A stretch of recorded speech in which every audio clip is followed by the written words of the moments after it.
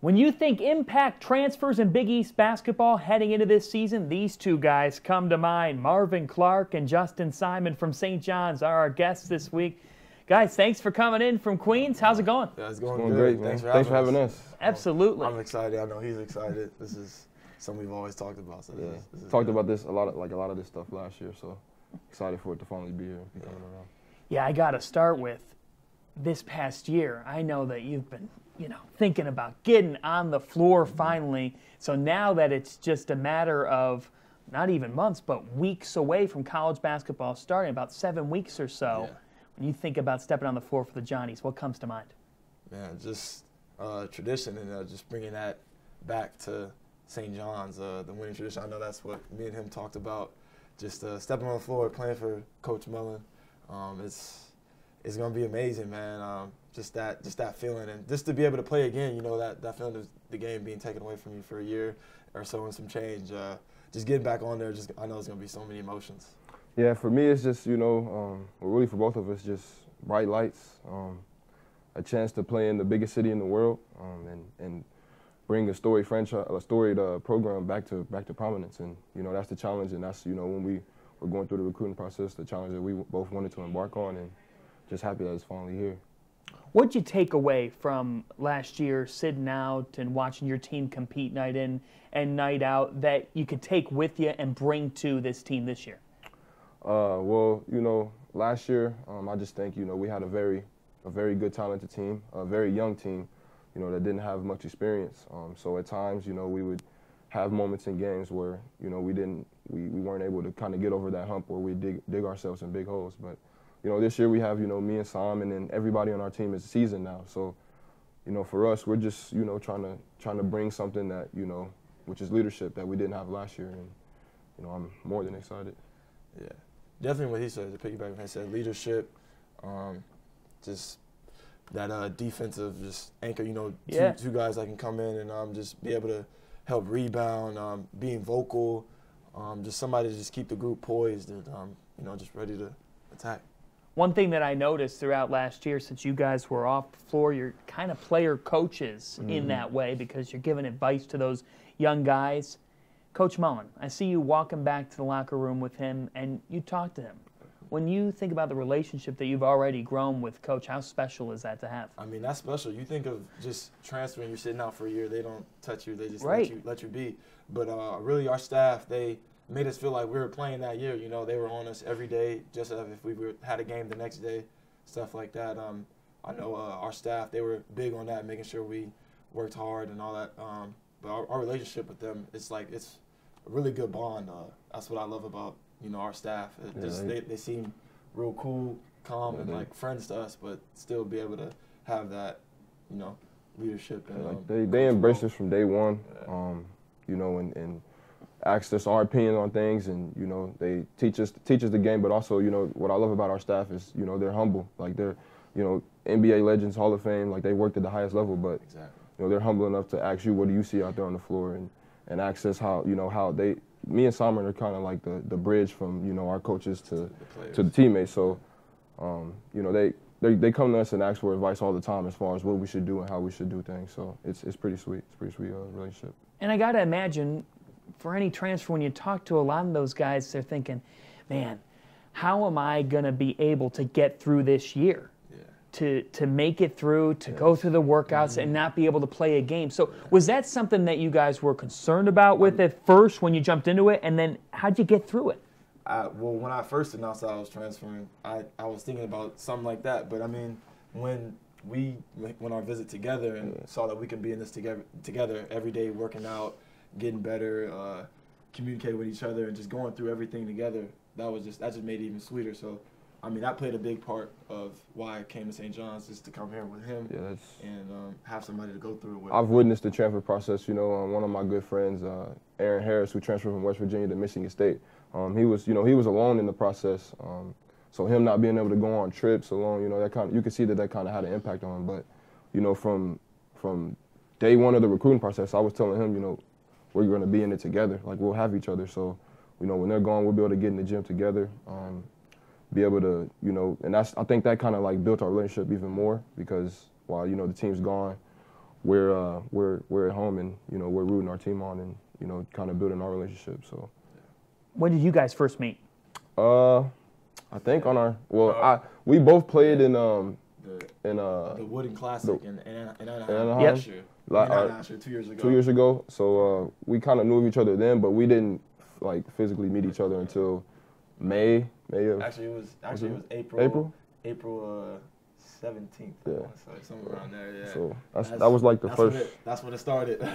April 17. And how'd that bond develop? You know, why were you guys able to develop such a good bond? Well, I got his number from Matt because I kind of, you know, I had heard about him and I knew about him because he was a highly ranked, you know, player, and it's kind of funny because I think Baller Visions had like dropped a little mixtape from his like scout team like at practice with Arizona, and I was like, damn, this kid is, you know, he's special. So yeah. I wanted to hit him, you know, right off the bat, and you know, I texted him a long text, and you know, he sent me a great response. So from then, I think you got in. Yeah. You got in kind of late. I got in early the first day. You got in late. Yeah, I got in. Yeah. You came downstairs and for breakfast, and I was just talking to him, trying to get to know him, and boom.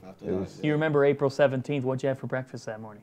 I think I had eggs, actually eggs with cheese, bacon, and hash browns. I remember that breakfast really well, actually. His AAU coach, we call him Buzz, spilled coffee on my mom's bag and her dress and everything, and almost ruined the trip. Yeah. It was almost scratched off out there. Spilled coffee. Yeah, he made up for it, though. Yeah, it was cool. We had actually a great time together. I remember I had pancakes and stuff. We were just chatting, him, Matt, and me and him were talking inside, and we could just relate off of, you know, our previous year of, you know, of playing. He was playing at Michigan State and I was playing at Arizona, so we were relating with certain things, and we just hit it off right there. You're watching games last year, whether it's at Carnesecca or the Garden. I think of that win over Butler, and then you had a couple of nice wins at Madison Square Garden. When you're watching those games, were there any that come to mind that you're like, man, I wish I could jump in there right now? I mean, that was almost every game of the year. Every game, yeah. Every game of the season. We look at each other, you know, we have our little red shirt workout, and we like, man, we wish we were warming up right now. Mm-hmm. Like, we just want to warm up. Let us warm up with the guys. Let me put the jersey on. Yeah, so. It's funny because I saw the Mic'd Up feature with you last season, and it was before the DePaul game, and you were talking to a couple of officials, and they said, I bet you're gearing up to play. Mm-hmm. You responded, you said, I'm trying to savor the moment right now. What do you mean by that? Just, you know, the process, the transfer process, you know, I was really looking forward to it, just as far as, you know, really working on my weaknesses, working on my game, and getting my mental back to where, you know, where I feel like it belonged. You know, I ended up transferring because I just felt like I could give more to the game, and you know, you gotta take that time, and you know, you don't want to rush things. So I was just like, I'm just savoring the moment. I'm anxious, but I'm patient. I'm patient with it. So you're coming from the Big Ten and the Pac-12. What did you notice about Big East basketball, though, that stood out to you? A lot of versatile guys, like a lot of guys that can do everything. Yeah. Small ball is very, very prevalent in the Big East. A lot of skilled guys. Yeah. So that was big for me too. Just seeing just how versatile guys were.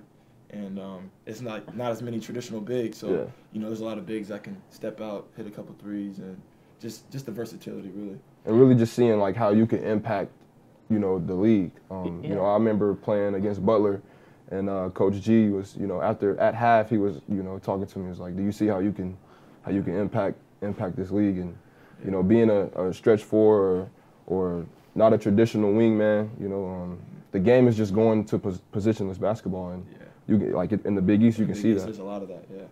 And when you think about what you guys have this upcoming year, you have so many ball handlers that you don't have to have any one guy carrying the ball up the floor at a time. That's the beauty of it. I mean, you got a guy like him attacking at you full head of steam. You got me, Marcus Avett, Shamari Pons, and Bashir, Tariq running for a lot. You know, all of our guys consume. You know, everybody just being able to just have the ball in their hands and create and make a play. You know, we have a team full of playmakers.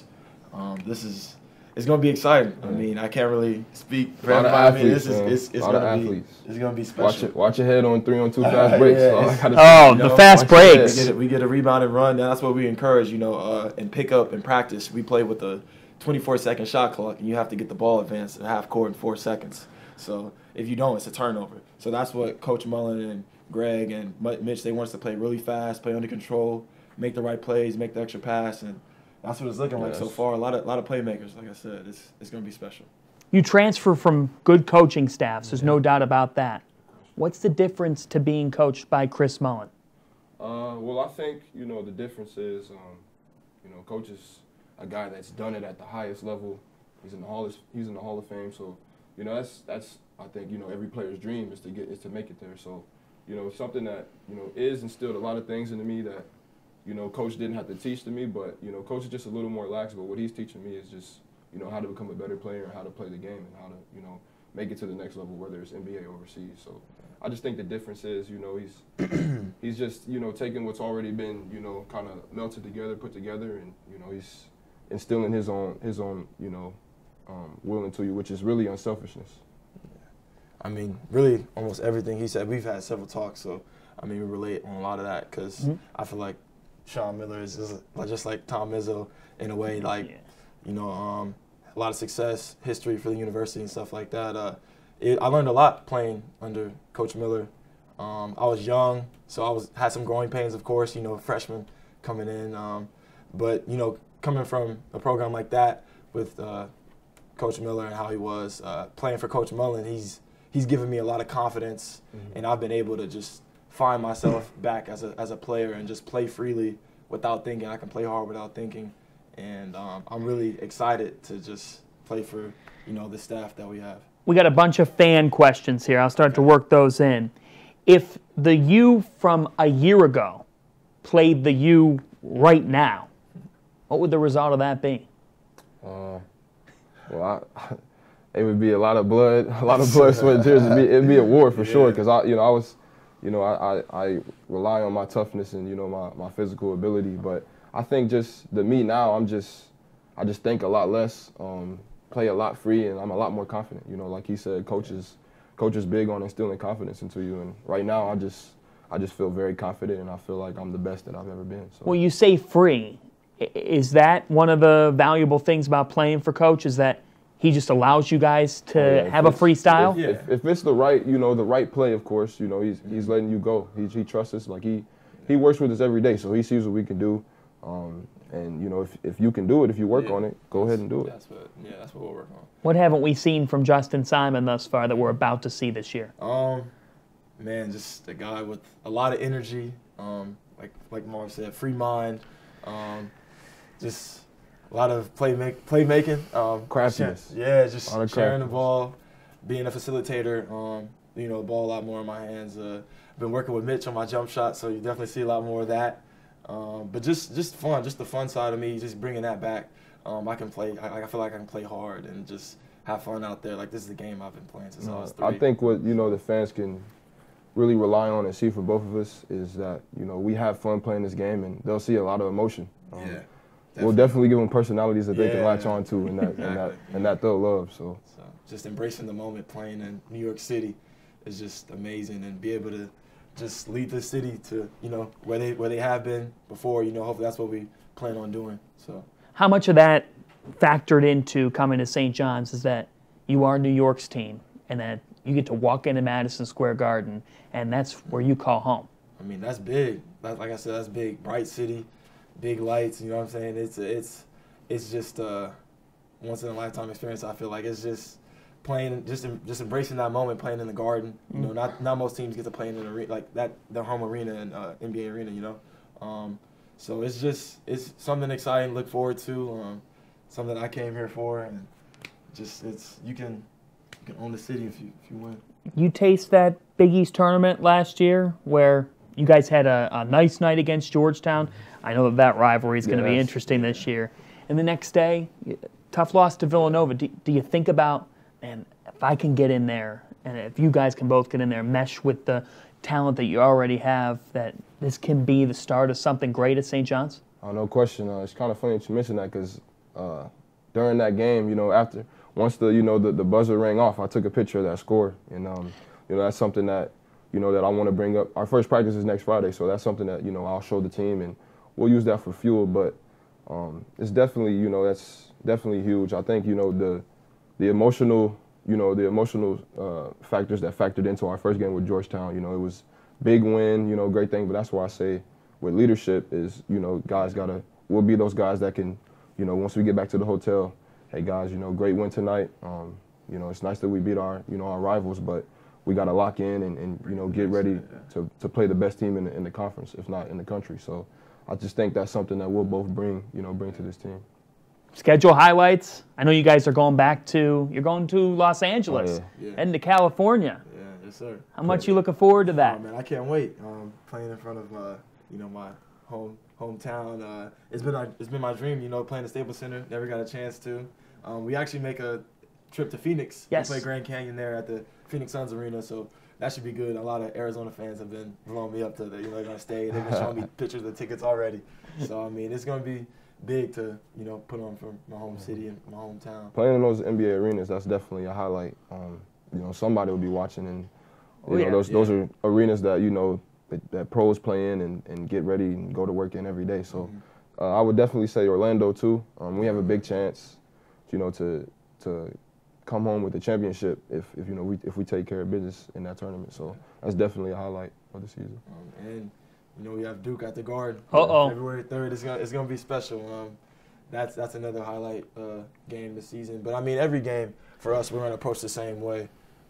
Just, of course, you know, every game, you know, we're trying to win. But we just said Seton Hall. That rivalry matters to you. Yeah. Metro supremacy. Yeah. I mean, that's big. That's big. For me, every game in the Big East it doesn't matter who we're playing. We're just gonna try to go out there and win. Their coach, Chris Mullen, said at the end of last year, their talent together will be exceptional for us. We're ready for this season. Marvin, Justin, I know you're ready too. Yeah, thanks for having us. Thanks for having us. Stay tuned.